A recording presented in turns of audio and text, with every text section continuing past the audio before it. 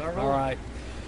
Good afternoon. Thank you all for your patience while we conducted the preliminary investigation on scene here. I'll give you a briefing of what we have right now, but again remind you that this is based on our preliminary investigation. Earlier this morning, shortly after 10 a.m., members of the Lone Star Fugitive Task Force came to 6103 Manor Road in an attempt to serve a federal warrant for arrest. This warrant was for an individual for a probation violation for carrying a prohibited weapon, and again, this was a warrant that was issued by the U.S. Marshal's Office. The task force came to this location, and after a period of time, they located the suspect in the courtyard of this apartment complex. As officers began making an approach, this was slightly after 11 a.m., the suspect ran along with another individual. He ran along the apartment complex and then around the corner, heading to the east side towards the woods behind this apartment complex.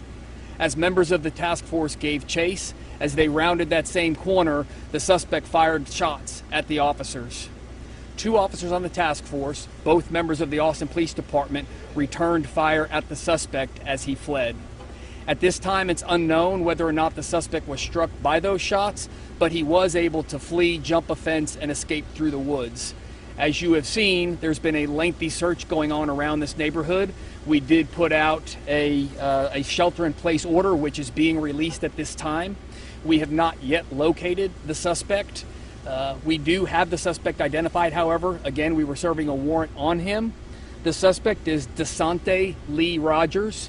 He's a black male born in January of 1989. We have a few different birth dates for him.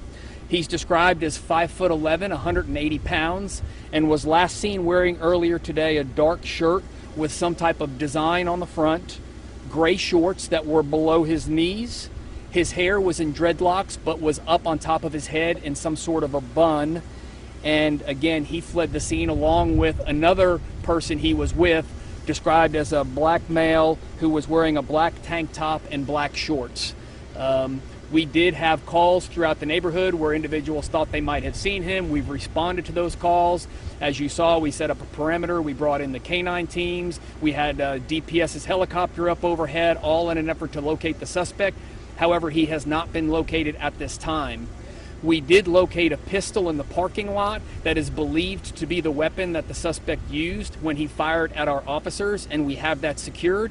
However, we don't know whether he was in possession of another firearm or has access to other firearms. So it's very important that if members of the community know this individual, know Mr. Rogers, that you reach out to us and let us know where he is so that we can take him into custody as safely as possible. Do not approach him. Do not attempt to take any action on your own, but please reach out to the Austin Police Department.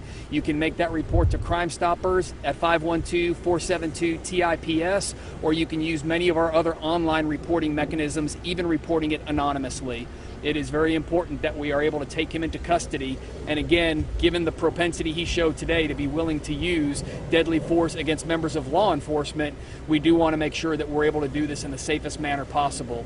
There are multiple investigations going on at the scene right now. The Austin Police Department Internal Affairs Division is on scene conducting an investigation into the use of force by our two officers to determine if it was compliant with policy. And the Office of Police Oversight is also present overseeing that investigation.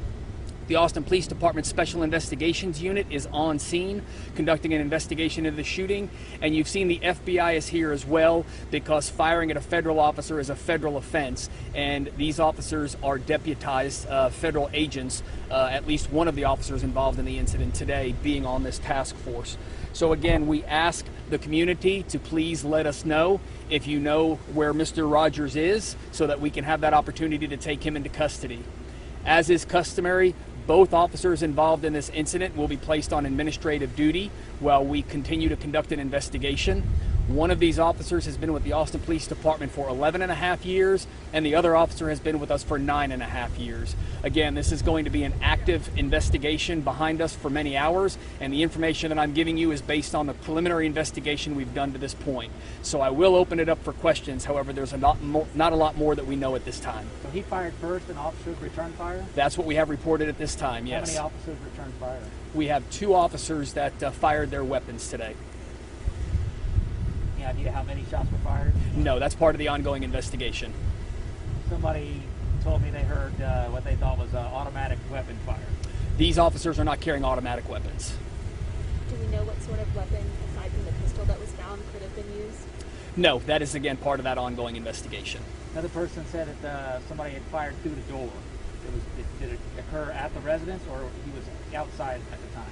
No, the suspect was fleeing from officers, had already rounded the apartment complexes, was heading what I believe is eastbound towards the wooded area.